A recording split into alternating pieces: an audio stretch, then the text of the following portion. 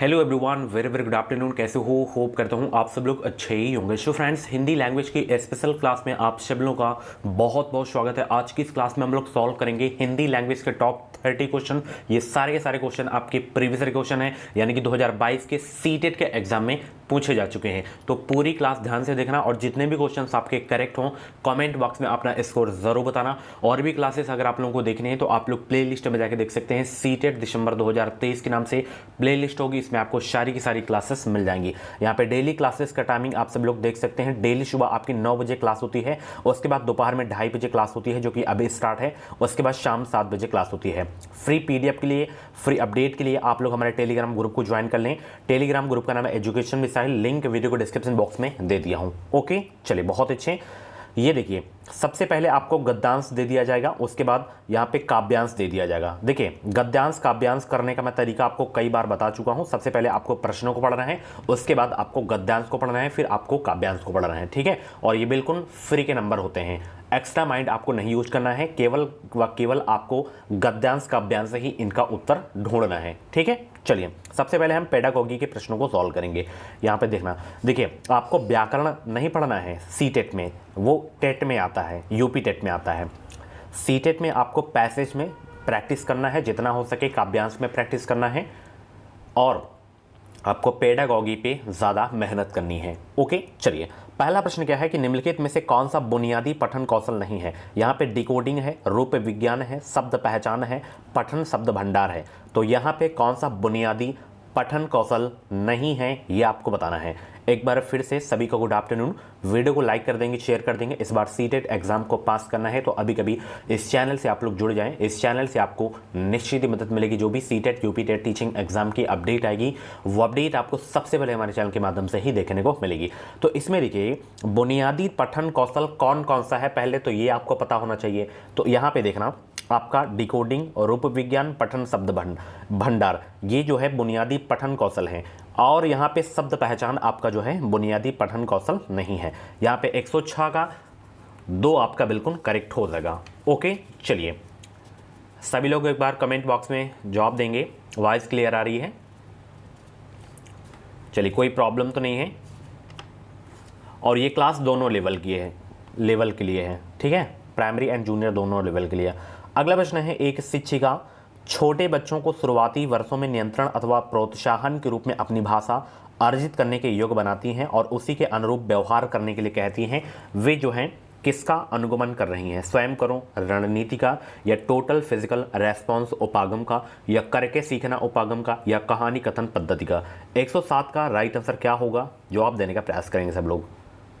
एक शिक्षिका छोटे बच्चों को जो है शुरुआती वर्षों में नियंत्रण अथवा प्रोत्साहन के रूप में अपनी भाषा अर्जित करने के योग्य बनाती हैं और उसी के अनुरूप व्यवहार करने के लिए कहती हैं। वे किसका अनुगमन कर रही हैं? वो जो है टोटल फिजिकल रेस्पॉन्स उपागम का जो है अनुगमन कर रही हैं। 107 का यहाँ पे दूसरा आपका बिल्कुल करेक्ट हो जाएगा। अगला प्रश्न यहाँ पे देखना, बहुत इंपॉर्टेंट क्वेश्चन है। भाषा किसका एक सामाजिक उपकरण है? निर्वचन का, अंतःक्रिया का, या सूचित करना का, या हस्तक्षेप का? 108 का राइट आंसर देने का प्रयास करेंगे। भाषा किसका एक सामाजिक उपकरण है? और सुबह वाली वीडियो अगर आप लोग नहीं देखें तो जाके देख लेना आप लोग, बहुत ही नॉलेजेबल वीडियो थी वो, मॉर्निंग में 9 AM पे वीडियो आई थी। तो यहाँ पे भाषा क्या है? भाषा जो है अंतःक्रिया का एक सामाजिक उपकरण है। किसका? अंतःक्रिया का। यहाँ पे 108 का दूसरा आपका बिल्कुल करेक्ट हो जाएगा। अगला प्रश्न है, पढ़ते समय विवरण, स्थान, नाम, तारीख, समय आदि को खोजना वैश्विक अवबोधन, या स्थानीय अवबोधन, या निष्कर्ष निकालना, या पाठ्य वस्तु का निर्वचन? बिल्कुल सरल प्रश्न है, जल्दबाजी में आपको प्रश्न करना ही नहीं है बिल्कुल सीटेट में, नहीं तो तुरंत गलत कर देंगे। प्रश्न को कम से कम 2 बार पढ़ना है। कितनी बार? 2 बार। और ऑप्शन को जरूर पढ़ना है, चारों ऑप्शन को, ठीक है ना, तब आपको सही उत्तर लगाना है, टिक करना है। चारों ऑप्शन जरूर देख लेना आप लोग, ठीक है। तो पढ़ते समय विवरण, स्थान, नाम, तारीख, समय आदि को खोजना क्या है? स्थानीय अवबोधन है। 109 का यहाँ पे दूसरा आपका बिल्कुल करेक्ट हो जाएगा।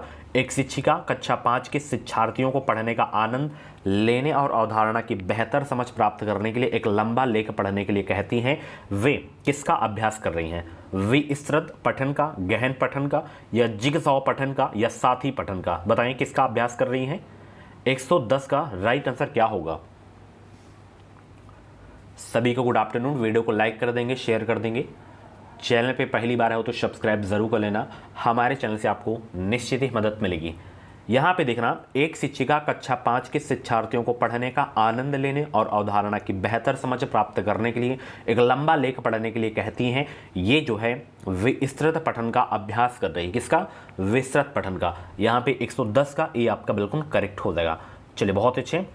एक शिक्षक छोटे बच्चों को नए शब्द सिखाने के लिए वास्तविक वस्तुओं का उपयोग करती है क्योंकि यह शब्दों की सही वर्तनी के शिक्षण में मदद करता है, या हम शब्द भंडार का शिक्षण केवल वास्तविक वस्तुओं से ही कर सकते हैं, या छोटे बच्चे अमूर्त चिंतन के योग्य नहीं होते, या शिक्षार्थियों को शब्द और वस्तुओं के बीच संबंध जोड़ने में मदद करता है जो वे अपने वास्तविक जीवन में देखते हैं। तो यहाँ पे राइट आंसर क्या होगा? प्रश्न को ध्यान से देखना, बताइए। एक शिक्षक छोटे बच्चों को नए शब्द सिखाने के लिए वास्तविक वस्तुओं का उपयोग करती है क्योंकि यह शब्दों की सही वर्तनी के शिक्षण में मदद करता है। नहीं, हम शब्द भंडार का शिक्षण केवल वास्तविक वस्तुओं से ही कर सकते हैं। नहीं, केवल दिख गया या तो गलत ही हो जाएगा, केवल आपका निगेटिव होता है। छोटे बच्चे अमूर्त चिंतन के योग्य नहीं होते, बिल्कुल गलत बात, होते हैं। यहाँ पे चौथा आपका सही होगा कि यह शिक्षार्थियों को शब्द और वस्तुओं के बीच संबंध जोड़ने में मदद करता है जो वे अपने वास्तविक जीवन में देखते हैं। चौथा आपका बिल्कुल करेक्ट हो जाएगा। अगला प्रश्न आपकी स्क्रीन पे आ गया है। प्रश्न है, जब एक शिक्षार्थी को नई भाषा सिखाते हैं लेकिन वह उसे बोलता नहीं है, इस अवधि को कहते हैं वाक उद्दीमान, या मूक, या प्रारंभिक उत्पादन, या जो है उदीमान। 112 का राइट आंसर क्या होगा? जवाब देने का प्रयास करेंगे सब लोग। जब एक शिक्षार्थी को नई भाषा सिखाते हैं लेकिन वह उसे बोलता नहीं, इस अवधि को कहते हैं मूक। क्या कहते हैं डियर? मूक कहते हैं। यहाँ पे दूसरा आपका बिल्कुल करेक्ट हो जाएगा। अगला प्रश्न, एक प्रभावी भाषा शिक्षक क्या है? एक प्रभावी भाषा शिक्षक जो है बच्चों को पाठ्यपुस्तक में दिए गए सभी प्रश्नों के उत्तर याद करवाएगा? नहीं, याद तो आपको रटवाना तो आपको नहीं है, बच्चों को रटवाना नहीं है, ना ही दंड देना है बच्चों को। ठीक है, बच्चों को अपना बच्चा मानना है, भगवान मानना है। बिल्कुल, अगर बच्चे को भगवान मान लिया, अपना मान लिए, तो सीटेट आप पास कर लेंगे। 113 का बताइए कौन सा सही हो जाएगा? पाठ्य वस्तु के साथ साथ अन्य संसाधनों का प्रयोग करना, केवल दिख गया गलत, पूरी तरह से प्रस्तावित पुस्तक पर निर्भर करेगा? नहीं, यहाँ पे आपका जो सही होगा दूसरा वाला होगा कि पाठ्य वस्तु के साथ साथ अन्य संसाधनों का प्रयोग करना है। 113 का यहाँ पे दूसरा आपका बिल्कुल करेक्ट हो जाएगा। मैं आप लोगों के लिए बहुत ही बेहतरीन शॉर्ट नोट्स रेडी कर रहा हूँ, ठीक है, हर सब्जेक्ट की, और इसी यूट्यूब चैनल पे करवाऊंगा अपने, बिल्कुल फ्री में कंटेंट दिया जाएगा। अगला प्रश्न, एक शिक्षक शिक्षार्थियों के भाषा कार्यों को एक फोल्डर में रखते हैं और बाद में उस शिक्षार्थी की भाषा उपलब्धि के आकलन के लिए जो है इस्तेमाल करते हैं। आकलन की रणनीति क्या कहलाती है? निदानात्मक परीक्षण, उप जो है व्याख्यानात्मक अभिलेख, या योगात्मक आकलन, या पोर्टफोलियो आकलन। 114 का राइट आंसर क्या होगा? जवाब देने का प्रयास करेंगे। देखिए, जहां पे भी आपको पोर्टफोलियो आकलन दिख जाए वो 100% आपका जो आंसर होता है वो सही होता है। ठीक है, चलिए, बहुत अच्छे। अगला प्रश्न है, लक्ष्य भाषा सीखने में शिक्षार्थी की मातृभाषा के हस्तक्षेप की अनुमति न होने वाली शिक्षण पद्धति को कहा जाता है? प्रत्यक्ष पद्धति कहा जाता है, या व्याकरण अनुवाद पद्धति कहा जाता है, या द्विभाषिक पद्धति, या स्थिति परक पद्धति कहा जाता है? 115 का राइट आंसर क्या होगा? जवाब देने का प्रयास करेंगे सब लोग। बहुत अच्छे, सभी को गुड आफ्टरनून, और शाम 7 बजे रेडी रहना आप लोग। बाद में भी क्लास देख सकते हैं, आप लोग परेशान मत होइए। चलिए, बताएंगे सब लोग।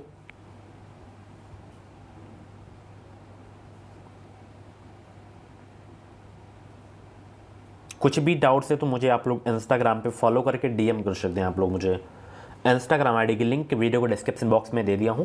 यहाँ पे 115 का जितने भी लोग यहाँ पे ए जवाब दे रहे हैं प्रत्यक्ष पद्धति कहा जाता है, उनका आंसर बिल्कुल सही हो जाएगा। निम्नलिखित में से कौन सा जो है अधोगामी उपागम पर आधारित नहीं है? यहाँ पे नहीं पूछा है, नेगेटिव क्वेश्चन है तो नेगेटिव आंसर भी आपको ढूंढना है। यहाँ पे 116 का राइट आंसर क्या होगा? शिक्षार्थी भाषा के अर्थ को जानने के लिए अपने पूर्व ज्ञान का उपयोग करते हैं, या जो है शिक्षार्थी जब पढ़ता है या सुनता है तो वह यह अनुमान लगाता है कि आगे क्या होने वाला है। शिक्षार्थी एकल शब्द या पद पर ध्यान केंद्रित करते हुए भाषा को समझते हैं, या शिक्षार्थी कविता या कहानी से शुरू करते हैं और फिर अक्षर पर आते हैं। 116 का राइट आंसर क्या होगा? यहाँ पे तीसरा आपका बिल्कुल करेक्ट हो जाएगा। ठीक है, चलिए, बहुत अच्छे। उपचारात्मक शिक्षण है क्या? उपचारात्मक शिक्षण 117 का जवाब दीजिए सब लोग, 117 का जवाब दीजिए। उपचारात्मक शिक्षण है शिक्षार्थी के सीखने में आने वाली रिक्तियों को भरना, या गलत रूप से समझी गई अवधारणाओं को सही करना, या कक्षा में सजनीयता को बनाए रखना, या नई भाषा गतिविधि से परिचय कराना। उपचारात्मक शिक्षण शिक्षार्थी के सीखने में आने वाली रिक्तियों को भरना है। 117 का ए आपका बिल्कुल करेक्ट हो जाएगा।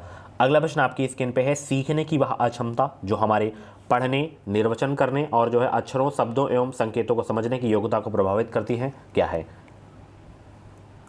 सीखने की वह क्षमता जो हमारे पढ़ने, निर्वचन करने, अक्षरों, शब्दों एवं संकेतों को समझने की योग्यता को प्रभावित करती है, क्या है? Dyslexia, dysphagia, dyscalculia, dyspraxia. पढ़ने की बात जब हो तो वहाँ पे डिसलेक्सिया हो जाएगा, ठीक है।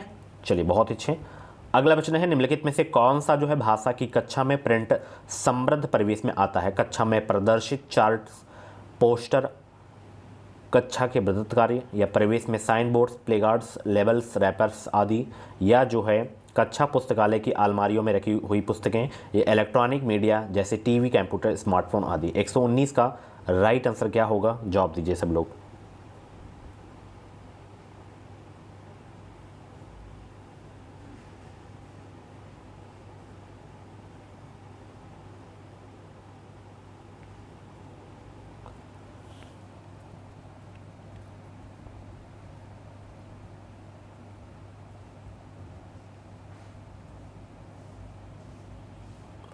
यहाँ पे निम्नलिखित में से कौन सा भाषा की कक्षा में प्रिंट समृद्ध परिवेश में आता है? तो ये वाला आपका कि कक्षा में प्रदर्शित चार्ट, पोस्टर, कक्षा के प्रदत्त कार्य।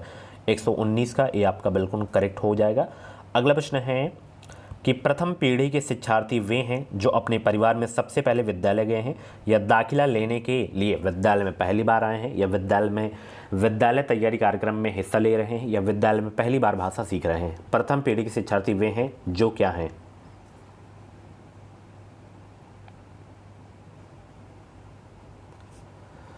प्रथम पीढ़ी के शिक्षार्थी वे हैं जो अपने परिवार में सबसे पहले विद्यालय गए हैं। 120 का ए आपका बिल्कुल करेक्ट हो जाएगा। अब यहाँ पे आपका आ गया है पैसेज, गद्यांश। गद्यांश में पहला प्रश्न क्या है? समय नष्ट कर देता है। अब समय नष्ट कर देता है किसको? इसका उत्तर आपको अपने से नहीं लगाना है, गद्यांश पढ़कर उत्तर आपको ढूंढना है, फिर आपको सही टिक करना है। समय नष्ट कर देता है किसको?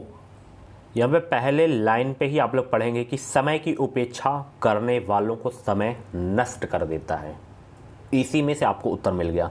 अब यहाँ पे देखेंगे आप लोग, समय नष्ट कर देता है, समय का सदुपयोग करने वालों को, इसको तो मतलब आप लोग अपने से भी आंसर देख सकते हैं। सदुपयोग करने वालों को तो नष्ट करेगा ही नहीं, समय का महत्व जानने वालों को तो करेगा नहीं, समय को समय देने वालों को तो करेगा नहीं, समय व्यर्थ गंवाने वालों को समय नष्ट कर देता है। यहाँ पे 91 का दूसरा आपका बिल्कुल करेक्ट हो जाएगा। अगला प्रश्न क्या पूछ रहा है? महात्मा गांधी की गणना सफलतम महान व्यक्तियों में होती थी क्योंकि वे प्रसिद्ध वकील थे, या उन्होंने स्वतंत्रता संग्राम में भाग लिया था, या वे समय के पाबंद थे, या वे अच्छे वक्ता थे। तो 92 का राइट आंसर क्या होगा? जवाब आपको देना है।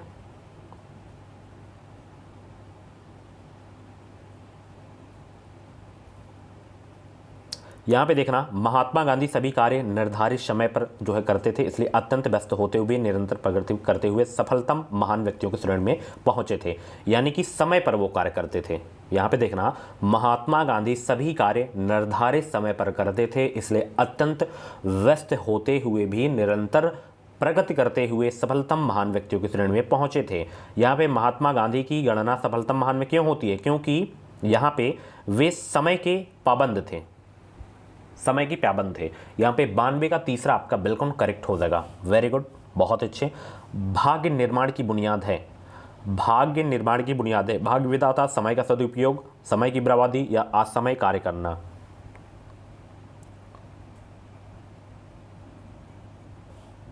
अब यहाँ पे देखना, समय का सदुपयोग जो है भाग्य निर्माण की आधारशिला है। भाग्य निर्माण की आधारशिला क्या है? समय का सदुपयोग। यहाँ पे उत्तर आपको देखना, यहाँ पे भाग्य निर्माण की बुनियाद क्या है? समय का सदुपयोग। सारे के सारे आपको आंसर कहाँ से मिलेंगे? गद्यांश से ही देखने को मिलेंगे। हर व्यक्ति को पैसों की अपेक्षा समय का अधिक हिसाब रखना होगा, तभी वह अपने क्षेत्र में सफल हो पाएगा। वाक्य से तात्पर्य क्या है? जब आप लोग इस पीडीएफ को दोबारा पढ़ेंगे, रिवाइज करेंगे, टेलीग्राम से डाउनलोड करके, तो ये गद्यांश रट जाएगा। और यहाँ पे मैं राइट आंसर आपको बता दे रहा हूँ। हर व्यक्ति को पैसों की अपेक्षा समय का अधिक हिसाब रखना होगा, तभी वह अपने क्षेत्र में सफल हो पाएगा। वाक्य से तात्पर्य है कि व्यक्ति तभी सफल हो पाएगा जब वह पैसों की बजाय समय को अधिक महत्व देगा। यहाँ पे पहला आपका बिल्कुल करेक्ट हो जाएगा। अगला प्रश्न, असमय कार्य करने वाले भाग्यशाली बन जाते हैं? नहीं। भाग्यहीन बन जाते हैं?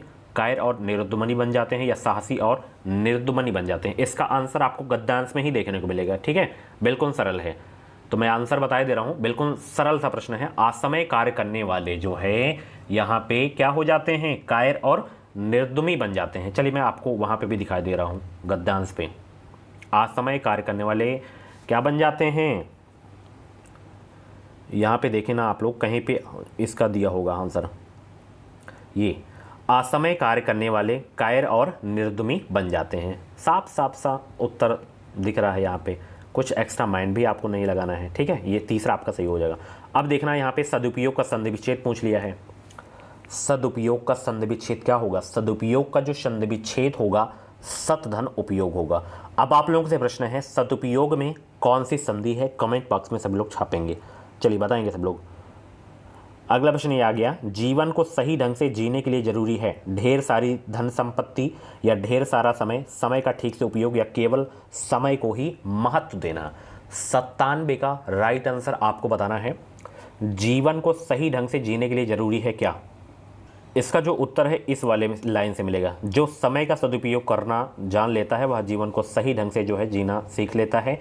हर व्यक्ति को पैसों की अपेक्षा समय का अधिक हिसाब रखना होगा, तभी वह अपने क्षेत्र में सफल हो पाएगा। यहाँ पे कौन सा प्रश्न था? ये वाला, कि जीवन को सही ढंग से जीने के लिए जरूरी क्या है? तो वो जरूरी है समय का ठीक से उपयोग। यहाँ पे 97 का तीसरा आपका बिल्कुल करेक्ट हो जाएगा। समय शब्द में किस प्रत्यय का प्रयोग किया जा सकता है? बताइए सब लोग। समय में कौन सा प्रत्यय का प्रयोग किया जा सकता है? इसमें देखना, ये एक प्रत्यय है। ठीक है, चलिए समूह से भिन्न शब्द कौन सा है? अब देखिए इसका उत्तर, जैसे जेम्स वाट हो गया, मैडम क्यूरी, महात्मा गांधी और व्यक्ति। तो यहाँ पे देखना इसका जो आंसर कैसे होगा, जैसे James Watt, madam Curie, Mahatma Gandhi, इन तीनों का नाम उस पैसेज में दिया गया था जो कि व्यक्ति नहीं था, तो व्यक्ति इसमें अलग हो जाएगा। ठीक है, चलिए एक तरह से बोल भी सकते हैं कि ये तीनों नाम हैं, बाकी व्यक्ति अलग हो जाएगा बस। अब यहाँ पे गद्यांश हो गया, काव्यांश आ गया। 100 से 105 तक आपको काव्यांश पढ़ना है।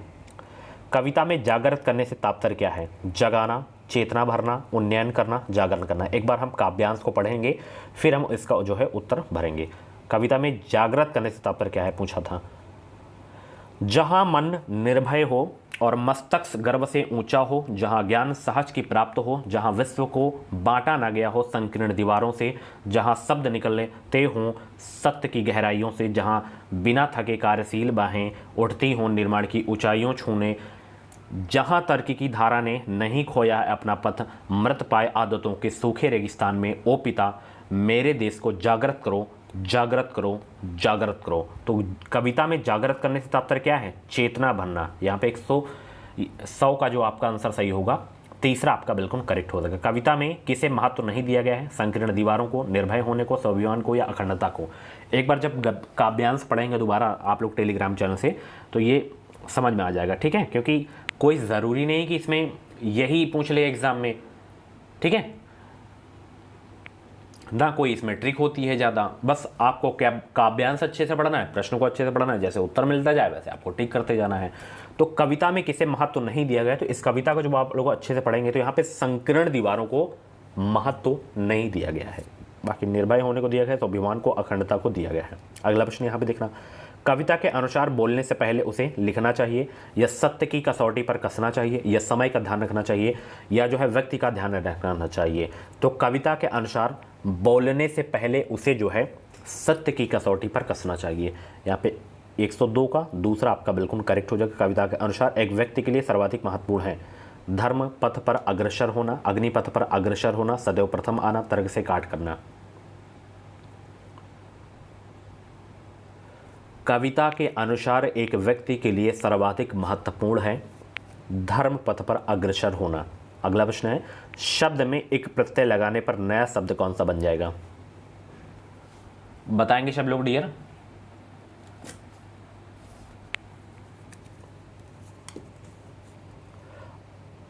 अगर हम शब्द में एक प्रत्यय लगा देंगे तो क्या बन जाएगा?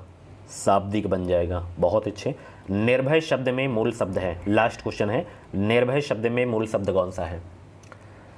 भय शब्द है यहाँ पे मूल शब्द। ओके सो फ्रेंड्स, ये थी आज की जो है हिंदी लैंग्वेज की क्लास। कैसी लगी क्लास आपको कमेंट बॉक्स में अपना फीडबैक ज़रूर देना है। और इस बार सीटेट एग्ज़ाम को क्वालिफाई करना है बेहतरीन अंकों के साथ, तो अभी कभी इस चैनल को सब्सक्राइब ज़रूर कर लीजिए। इस चैनल से आपको निश्चित ही मदद मिलेगी। ओके चलिए, thank you so much, bye bye, take care. अपना स्कोर ज़रूर बताना और क्लास कैसी लगी आज की कमेंट बॉक्स में भी अपना फीडबैक ज़रूर देना। Bye bye, take care. मिलते हैं अगली क्लास पे। Thank you so much. और भी क्लास आप लोग प्ले लिस्ट में जाके देख सकते हैं।